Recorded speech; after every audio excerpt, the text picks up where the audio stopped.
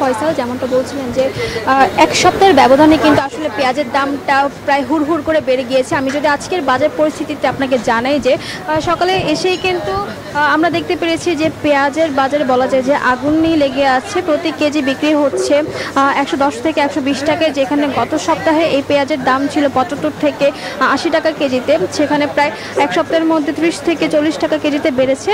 এছাড়া যদি বলি যে এখানে কিন্তু দোকানিরা আসলে পাল্লা ধরে বিক্রি করছে, সেখানে পাল্লা তারা বিক্রি করছেন 560 থেকে 580 টাকায়।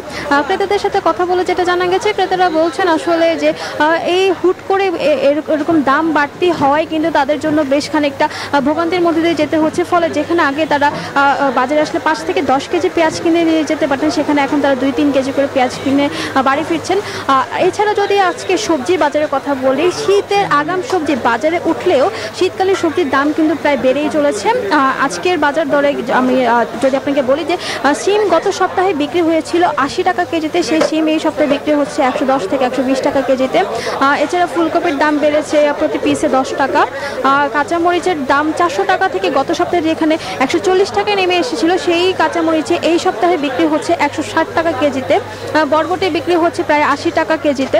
এছাড়া যদি বলি যে লাউ, পেঁপে এসব বিক্রি হচ্ছিল গত সপ্তাহে 60 থেকে, তা এই সপ্তাহে কিন্তু সেই লাউ এবং পেঁপের দাম বাড়তে রয়েছে। সব কিছু মিলে বলা যায় যে এই সপ্তাহে বাজারে সব কিছুর দামে প্রায় চওড়া। তো এখান থেকে এই ছিল আমার কাছে সর্বশেষ তথ্য।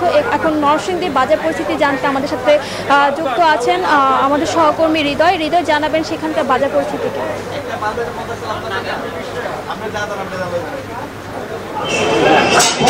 ধন্যবাদ রিয়া। আপনি যেমনটি বলছিলেন, আমি এই মুহূর্তে রয়েছি নরসিংদীর পলাশ উপজেলার গজারিয়া ইউনিয়নের তালতলি যে বাজারটি রয়েছে, সেই বাজারে আপনাকে আমি একটু দেখাতে চাই। ঠিক আমার পেছনে আপনি দেখবেন, এখানে কিন্তু শীতের আগাম যে সবজি রয়েছে সেগুলো কিন্তু বিক্রি শুরু হয়েছে।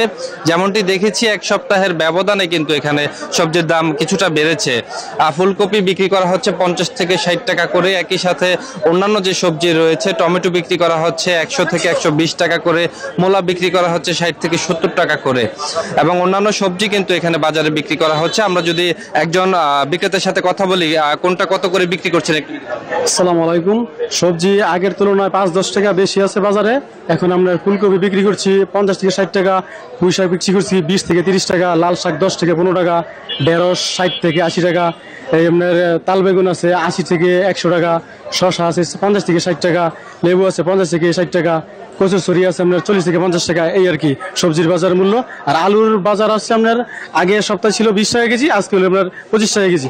যেমনটি শুনছিলেন, এখানে যারা বিক্রেতা রয়েছে তারা যেমনটি বলছিলেন যে আসলে শীতের আগাম যে সবজি রয়েছে সেগুলো কিন্তু বেচা বিক্রি ভালোই চলছে। তো সবকিছু মিলিয়ে এই ছিল আমার কাছে সর্বশেষ। এই মুহূর্তে চলে যাব গাজীপুরে, সেখানে অপেক্ষা করছেন আমাদের আরেক সহকর্মী জাহাঙ্গীর। জানাবেন সেখানকার পরিস্থিতি।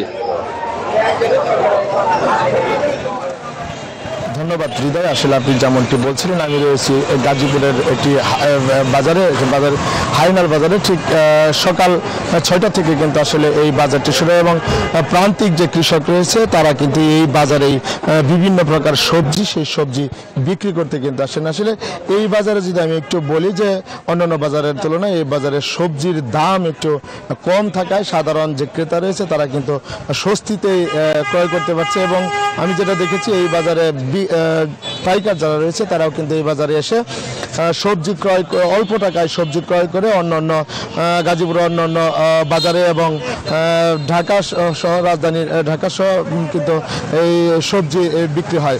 এবং প্রান্তিক কৃষকদের সাথে আমার কথা হয়েছে, তারা যেমনটি বলছিলেন যে আগাম যে শীতের সবজি রয়েছে সেই শীতের সবজি যদি এভাবে দাম কমতে থাকে তাহলে কিন্তু উৎপাদনের খরচের তুলনায় তারা ন্যায্য মূল্যটা কিন্তু পাবে না, এমনটি তারা বলছিলেন। এবং তারা বলছিলেন যে এভাবে যদি কমতে থাকে তাহলে কিন্তু তারা এই ন্যায্য মূল্য পাবেন। এবং ক্রেতা যারা রয়েছে তারা বলছেন যে খুব অল্প দামে কিন্তু তারা এই বাজারের সবজিগুলো ক্রয় করতে পারছে।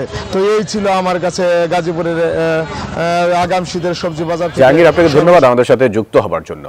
এক্সট্রিম মশার কয়েল প্ল্যান্ট ফাইবার দিয়ে তৈরি, তাই সহজে ভাঙে না, সুগন্ধিযুক্ত ও নিরবিচ্ছিন্নভাবে জ্বলে। ডেঙ্গু, চিকুনগুনিয়া বাহি সহ যে কোনো মশার বিরুদ্ধে দেয় এক্সট্রিম সুরক্ষা।